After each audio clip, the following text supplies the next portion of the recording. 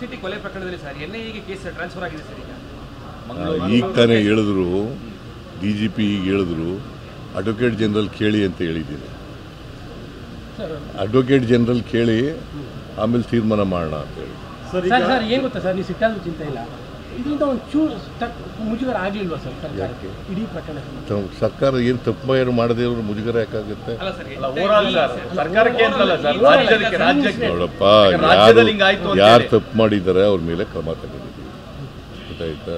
ಸರ್ಕಾರಕ್ಕೆ ಮುಜುಗರ. ಹಾಗಾದ್ರೆ ಇದರಲ್ಲಿ ರಾಜೀನಾಮೆ ಕೊಟ್ರ?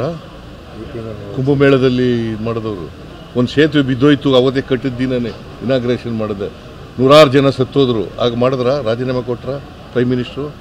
ನೀವೆಲ್ಲ ಕೇಳಿದ್ರ?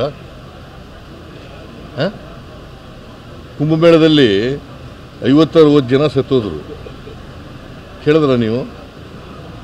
ಅವ್ರು ರಾಜೀನಾಮೆ ಕೊಟ್ರ? BJP ಅವ್ರು ಕೇಳಿದ್ರ? ಓಲಿ ಕುಮಾರಸ್ವಾಮಿ ಕೇಳಿದ್ರ?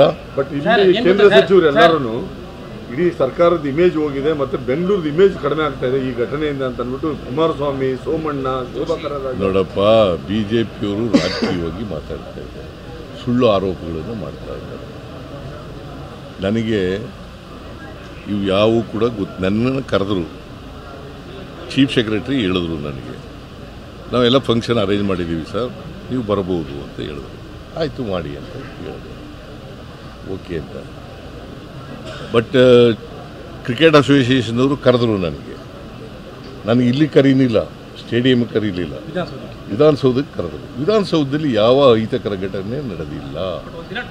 ನನಗೆ ಗೊತ್ತಾದದ್ದು 5:45ಗೆ ಸತ್ತೋಗಿದ್ದಾರೆ ಅಂತ ಗೊತ್ತಾಗುತ್ತೆ. ಸ್ಟ್ಯಾಂಪೀಡ್ ಆಗಿದೆ.